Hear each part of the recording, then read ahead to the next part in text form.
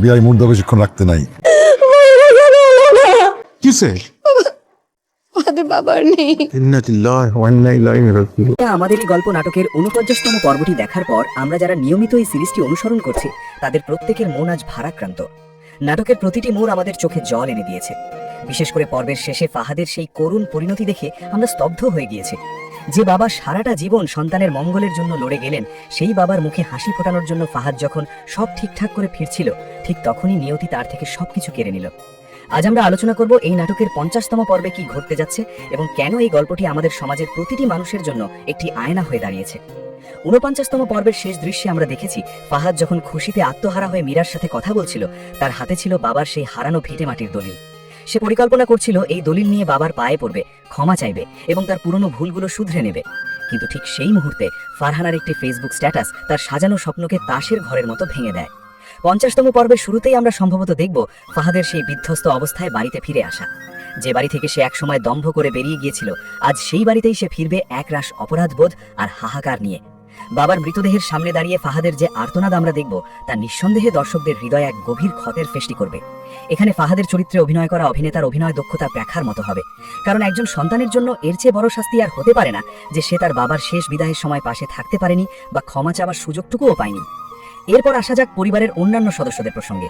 মা আঞ্জুমান, যিনি সারা জীবন তার অবাধ্য সন্তানকেও আগলে রেখেছেন, তিনি কি ফাহাদকে এই অবস্থায় দেখে শান্ত থাকতে পারবেন? একজন মা হিসেবে হয়তো তিনি তাকে ক্ষমা করবেন, কিন্তু ফাহাদের ভাই বা অন্যান্য আত্মীয়দের চোখে যে ধিক্কার থাকবে তা ফাহাদকে প্রতিনিয়ত দগ্ধ করবে। বিশেষ করে আব্দুস সুবহান সাহেবের কথা আমাদের বলতেই হয়।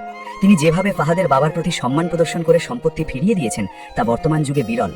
৫০তম পর্বে আমরা হয়তো দেখব সুবহান সাহেবের এই নিঃস্বার্থ কাজ ফাহাদের জীবন দর্শনকে পুরোপুরি বদলে দিচ্ছে। সে বুঝতে পারবে যে সম্পদ বা টাকা কখনো বাবার দোয়া বা স্নেহের বিকল্প হতে পারে না।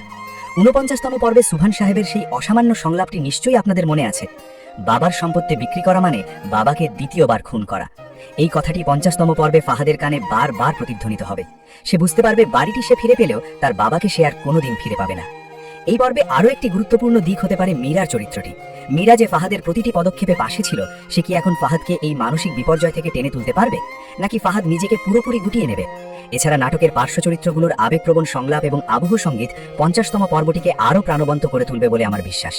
আমার ব্যক্তিগত বিশ্লেষণে মনে হয় ৫০তম পর্বটি কেবল একটি গল্পের সমাপ্তি নয়, বরং এটি প্রতিটি সন্তানের জন্য এক বিশাল শিক্ষা। আমরা যারা ক্যারিয়ার বা টাকার পেছনে ছুটতে গিয়ে বাবা মাকে সময় দিতে ভুলে যাই, তাদের জন্য এই নাটকটি একটি সতর্কবার্তা। সময় থাকতে আপনজনদের কদর না করলে যে কি নিদারুণ আফসোস করতে হয়, ফাহাদের চরিত্রটি তার জীবন্ত উদাহরণ। প্রিয় দর্শক, আপনাদের কি মনে হয়, ফাহাদ কি তার এই অপরাধ বোধ নিয়ে স্বাভাবিক জীবনে ফিরতে পারবে? মা আঞ্জুমান কি ফাহাদকে আবার আগের মতো করে আপন করে নিতে পারবেন? আপনাদের মতামত আমাদের কমেন্ট বক্সে লিখে জানান। আজকের এই রিভিউটি যদি আপনাদের ভালো লেগে থাকে এবং আপনিও যদি এই নাটকের একজন ভক্ত হয়ে থাকেন, তাহলে ভিডিওটিতে একটি লাইক দিন আর আমাদের চ্যানেলটি সাবস্ক্রাইব করে বেল আইকনটি প্রেস করে রাখুন, যাতে পরবর্তী পর্বের আপডেট বা এরকম গভীর বিশ্লেষণমূলক ভিডিও আপনি সবার আগে দেখতে পান। মনে রাখবেন, সম্পর্কের যত্ন নিতে হয় সময় থাকতেই, কারণ জীবন সবসময় আমাদের দ্বিতীয় সুযোগ দেয় না। সুস্থ থাকুন, ভালো থাকুন এবং নিজের পরিবারের সাথে সুন্দর সময় কাটান। দেখা হচ্ছে পরবর্তী ভিডিওতে। ধন্যবাদ।